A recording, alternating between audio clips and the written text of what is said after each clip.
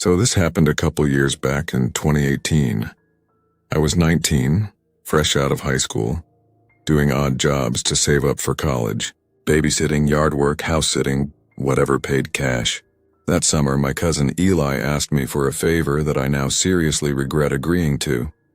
Eli had to fly out to Chicago for a work trip, just 2 days, in and out. Problem was, his mom, my aunt, usually looked after her older brother Raymond, who had early onset dementia. She was in Texas at some church retreat for the week, so Eli asked if I could stay at their place and keep an eye on Raymond while he was gone. I'd never met the guy. I'd heard about him, sure. How he'd been a quiet man most of his life, worked in some factory, had no wife or kids, and now, sadly, his mind was fading. Eli said he stayed mostly in his room upstairs and didn't need much help. Just make sure he eats, keep the house from burning down. You know, the usual house-sitting stuff. It sounded easy enough. Eli's place was a 2-story house in a quiet part of Maple Hollow, Oregon. Middle of nowhere, really. Big trees everywhere. You could barely see your neighbors through the forest.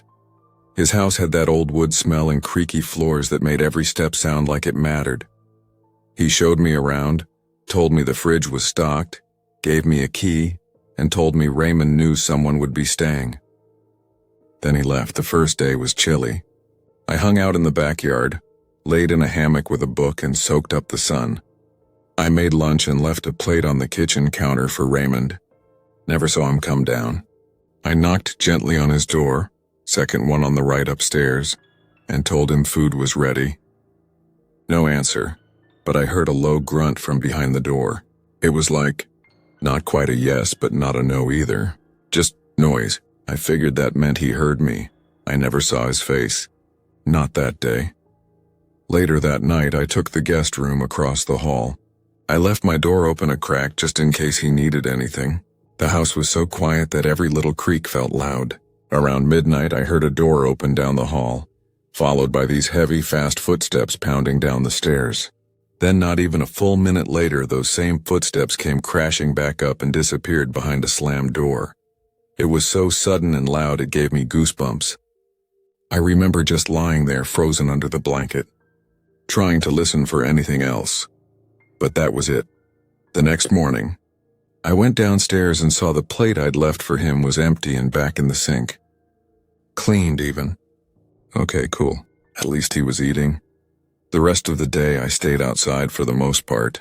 Something about being in the house gave me this strange feeling. Not fear exactly, but like I was always being watched. Not from a distance either. It felt close, like someone staring at the back of your head.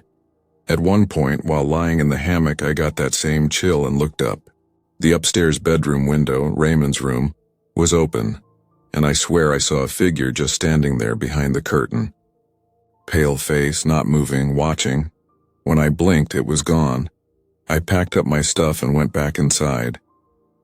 Decided not to go back out again. That night, I made another dinner, left a plate on the counter, knocked on his door again. Same grunt, same silence, but this time when I went to brush my teeth, I noticed something different. His door was wide open. First time I'd seen that. Inside the room was dark. It's really dark. Like the curtains were blacked out and the lights hadn't been turned on in years. I couldn't see much. Just the edge of a bed and the top of an old dresser. Still no sign of him. I hurried to the bathroom, brushed my teeth, and retreated to the guest room for what I hoped would be my last night. That's when things got really weird. I couldn't sleep. Not because of noise, it was actually too quiet. Like the kind of silence that presses in on your ears. You know what I mean? It almost hums like your brain starts filling in the blanks. I turned on a fan for background noise and lay there for a while. Then I heard it. A soft creak from somewhere in the room. I sat up fast. The fan kept blowing, but I couldn't shake the feeling that I wasn't alone. I scanned the room. Nothing by the desk, nothing by the door. But the closet. I didn't remember leaving it open. And now it was, just a little. Then came the groan. So low I thought I imagined it. I reached over and shut off the fan to hear better. Breathing. It wasn't mine. Slow, raspy and definitely coming from the far end of the room. I turned my head, and there he was, Raymond, sitting in the desk chair, perfectly still, his body hunched, his face pale and sagging like melting wax, eyes wide, too wide, just staring. I let out a scream without thinking. He shot up and rushed toward me, faster than I thought someone like him could move. Before I could even get off the bed, his hand clamped over my mouth. "Shh," he whispered, like a hiss through rotting teeth. His breath smelled like something had died in his lungs. I panicked, fought back. My elbow hit him in the ribs, or at least I think it did, and I scrambled out from under him. Ran full speed into the hallway, slammed into the bathroom, locked the door. My heart was racing. I could barely breathe. I pressed my ear against the wood. His footsteps stomped back down the hall. Then silence, followed by a loud slam. I called Eli, voice shaking, and told him what happened. I expected him to freak out, but he didn't. He just sighed and said, "It's best if you stay in the bathroom tonight. Lock the door." That was it. That's when I realized something was seriously wrong. Not just with Raymond, with Eli too. Like they knew this was a thing. Like this had happened before. I barely slept 3 hours, curled up on the cold tile floor with a towel as a blanket. Every creak in the house made me flinch. At first light, I grabbed my stuff and waited outside on the porch. I didn't go back in, not even to use the bathroom. I just sat there staring at the trees, trying not to think about what would have happened if I hadn't woken up when I did. Eli showed up around 9 a.m., looking all casual like nothing happened. He handed me a wad of cash, extra, he said, and thanked me. I didn't say much, just asked one question before I left. What's really wrong with Raymond? He looked at me for a long time. Then he said, "It started before dementia. My mom thinks he sees things, or something sees him. We don't talk about it. That was it." I walked home, and I haven't gone back since. Sometimes late at night I still see that face, pale, sunken, staring through the dark, just watching.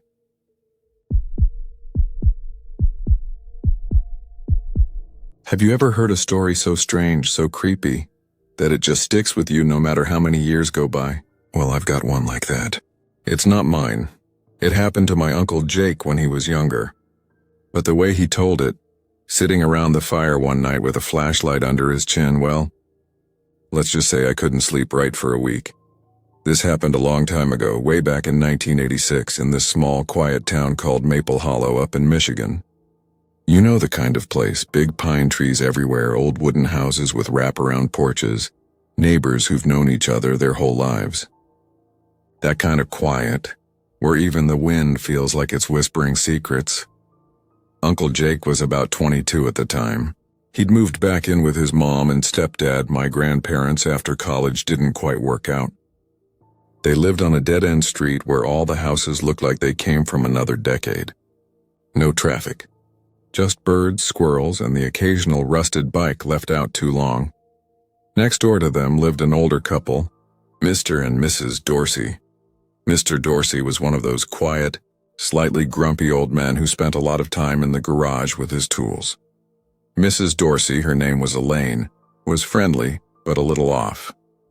She wore thick sweaters even in the summer, and always had her hair tied up in a messy bun. She'd wave when you walked by, but never made small talk. Uncle Jake always said she looked tired, like she hadn't had a full night's sleep in years. One evening in late November, right when the weather started turning bitter cold, something weird happened. Elaine vanished. Mr. Dorsey came over looking real nervous, asking if anyone had seen her. He said she wasn't in the house and her coat and shoes were gone. He figured maybe she'd gone out for a walk and forgot her keys or something, but she never came back. The police looked around a bit, knocked on some doors, but it didn't seem like they took it too seriously at first. Maybe she left him, one officer said. Maybe she needed space. But even back then, Uncle Jake knew something wasn't right. Fast forward a few days. It's Saturday. Uncle Jake had been out at the park tossing a football around with some friends. By late afternoon, snow started falling hard, the kind of thick, wet flakes that soak into your jacket and make your fingers go numb. The guys all called it quits and headed home. When Jake got back, the house was empty. My grandparents were out shopping for groceries, probably stuck in the snowstorm somewhere, so Jake kicked off his boots, lit a fire in the living room to take the edge off the chill, and went to his bedroom to throw his stuff down. Their house had a kind of creaky charm, wooden floors that groaned when you walked, a fireplace with black iron grates, old couches with faded cushions, the kind of place where the silence wraps around you when you're alone. He grabbed a towel and headed for a hot shower. As the steam filled the bathroom, the cold slowly left his bones. But just as he stepped out, dripping wet and reaching for the towel rack, he heard something strange, a soft humming. At first he thought it was in his head, but it was real, faint, melodic, and coming from just outside the bathroom door. He froze, listened. It wasn't music. It wasn't a TV. It sounded like someone humming a lullaby, gentle, repetitive, almost like a whisper in tune. He cracked the bathroom door open just an inch, still wrapped in a towel. The hallway light flickered a little. Old bulb. He leaned out and called, "Mom?" The humming stopped. What came next was worse, a slow, rhythmic creaking, like wood bending under weight. Back and forth, back and forth. The sound of a chair rocking. Uncle Jake's heart started racing. That rocking chair in the living room, his stepdad's favorite spot, hadn't been used in days. He quickly dressed in the bathroom. Every sound suddenly too loud in the quiet house. His hands were shaking as he opened the door fully.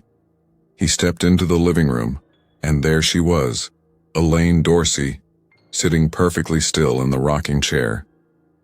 Except she wasn't really sitting. Her back was arched strangely, her hands resting on her lap, palms up like she was waiting for something.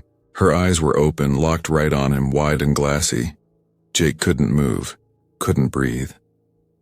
She tilted her head slightly, almost curious, and said in a low, raspy voice, "It was so cold."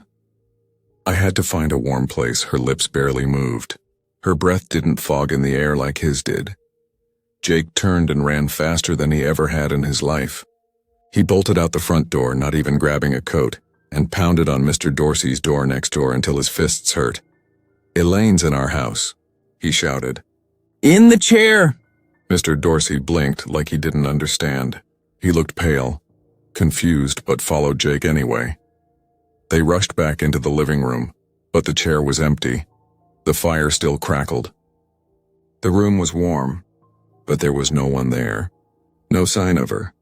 Not a footprint. Not a sound. Jake swore up and down that she had been there, right there just moments ago. They searched the whole house, from the basement to the attic. Nothing. Mr. Dorsey just kept muttering. She wouldn't come here. She wouldn't do that. But Jake knew what he saw. Here's where things get darker. The next day, Mr. Dorsey called the police again. They'd found Elaine. Her body was wedged deep inside the crawl space under their house. Turns out she must have gone down there during the snowstorm. Maybe chasing after a loose cat or something she heard. It was cramped, dark, and full of junk. She'd slipped, cracked her head on a rusty pipe, and died instantly. The scariest part? The coroner said she'd been dead for 4 days. 4. That means when Jake saw her in the chair, she'd already been long gone. But he didn't just see her. He heard her voice. He saw the chair move. The fire reflected in her eyes. For weeks afterwards, strange things kept happening. The chair would creak at night when no one was near it. The firewood would shift and spark out of nowhere. Once, Jake swore he saw a fog on the mirror in the hallway spell out the word cold. Even years later, Jake refused to sit in that chair again. They eventually moved. Sold the house to some couple with a baby. Uncle Jake said he always meant to warn them about the chair but never got the chance. Maybe he was too scared to speak it out loud again. Maybe he just hoped the past would stay buried. But he still tells that story sometimes, usually when the snow's falling heavily and the wind's howling just right. He says the cold isn't what scares him anymore. It's that soft, lonely humming, and the rocking, always rocking. Do you ever get that weird feeling like someone's watching you, even when you're alone? Like there's a pair of eyes hiding somewhere just out of sight? I never used to believe in that sort of thing, until the summer of 2020, when everything changed. My name's Cody, and back then I was 16, living in the quiet little town of Red Pine, Minnesota. Nothing ever really happened here. We had a lake, a couple of diners, and a whole lot of people who knew each other's business. But that year, things were different. It was June. There were a lot of protests happening all over the country, and even Red Pine saw a few. Most were peaceful, people marching down Main Street holding signs, chanting together. But at night things got darker. A few towns over, places like Elmbrook and Granger had stores broken into, cars set on fire, homes robbed. You'd hear about it on the local news, and sometimes we'd hear even more from folks who had police scanners or cousins in the sheriff's department. One night my cousin Eli, who lives over in Elmbrook, messaged me, "Dude, Red Pine might be next. Lock your windows." He wasn't joking, so that night my family, me, my mom Sheila, and my stepdad Mike, stayed up later than usual. We were in the living room watching an old movie on the couch. It was around 11:30 p.m. when we heard it, loud voices coming from down the street. Not cheering, not chanting, just shouting. Angry, messy shouting. Mike muted the TV and we all peeked out the window. A group of maybe 10 or 15 guys in black hoodies and masks were walking down the street. Not in any kind of protest line, just scattered. They were yelling, laughing, cursing loud enough to echo. They didn't have signs or anything. Just wandering and being loud. "They're not doing anything," Mike said, watching. "Just keep the doors locked." They passed by without touching anything, so after a few minutes we went back to the movie. Eventually my parents went to bed, but I stayed up in my room playing online games with my friend Jacob. We were in the middle of a match when I suddenly got this bad feeling in my gut, like I was being stared at. My window was open a crack, and for some reason I got up and closed it. "Be right back," I told Jacob and took off my headset. I went downstairs to get a glass of water. As I walked past the short flight of stairs that led down to our den, something caught my eye. On the carpet by the window, there was something shiny. I stepped closer and realized it was glass. Not just a little piece either, a chunk like it had come from a broken window. I crouched down and saw that the window above it had a long crack running through it. And here's the part that gave me chills. The crack had tape along the edges. Someone had tried to break the window but used tape, like they were trying to keep the glass from falling and making noise. My throat tightened. My hands were cold and sweaty. I backed away, heart thumping so loud I could hear it in my ears, and ran upstairs to wake Mike. He didn't even ask questions, just got up, grabbed his phone, and called the police. It took nearly 10 minutes for anyone to pick up. When they finally answered, the operator said they'd send someone as soon as they could, but things were busy. While we waited, Mike and I checked the doors, windows, every corner of the house. Nothing else seemed broken. No signs of someone getting inside. When the police arrived, and about 30 minutes later, they took a quick look but didn't find anything. They said to call again if we saw or heard anything else, and left to go to another call. Mom went back to bed, but Mike and I stayed downstairs in the den, just to be safe. He sat on the recliner with a flashlight nearby, and I curled up on the couch with a blanket pulled to my chin. I kept listening for noises, but after a while I started drifting off. I don't know how long I was asleep, but at some point in the night, a blast of cold air hit my face. I opened my eyes and realized it was coming through the cracked window, and then I heard something, a soft thump, not from outside, from upstairs. At first I thought maybe Mom was up. I stood slowly and made my way up the half stair to the kitchen. The sound came again, like a dragging noise. It wasn't coming from her room, it was above that, the attic. We had this old storage room off the hallway upstairs. That's where the attic door was, just a narrow pull-down hatch with a short staircase. I stood at the door and just listened. At first nothing, then a soft creak. I opened the door slowly, and the moment I did, all the sounds stopped. Just like that, I didn't turn the light on. Something about that silence made me feel like I shouldn't.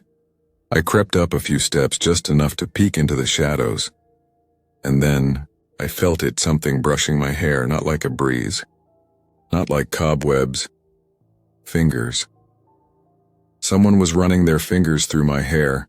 Slow, gentle, almost like they were playing with it. Then came the worst part. A low, wheezy laugh. Right behind me, I screamed. I didn't even think. I jumped down the steps and bolted out of the room. Mike met me at the kitchen, eyes wide. "He's up there," I yelled. "There's someone in the attic." He didn't wait. Called the police again, grabbed a fireplace poker, and stood guard near the hallway. We could hear thumps above us, something moving around, not fast but steady. The cops arrived faster this time. They came in with their guns drawn, flashlights shining as they pulled down the attic ladder and climbed up. And when they came back down, they weren't alone. They brought down a man. He looked about 60, with messy gray hair poking out from under a cheap Halloween mask. His clothes were filthy, old jacket, torn jeans, no shoes. He was grinning, not scared, not angry, just smiling like he was watching a funny movie.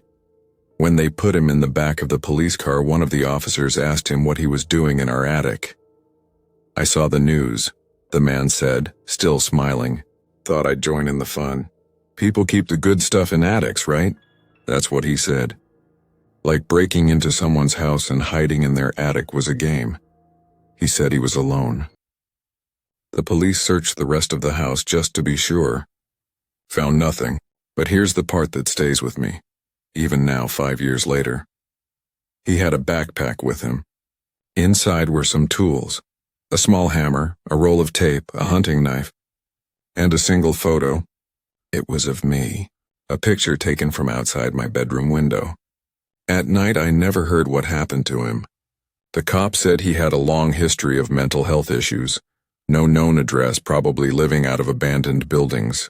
They said we were lucky, but I didn't feel lucky. Not then, not now, because sometimes I still wake up in the middle of the night feeling like fingers are brushing through my hair again, and I can't bring myself to go into that attic. Not ever, we had it boarded up. But even now I swear I hear something up there, creaking, laughing, waiting.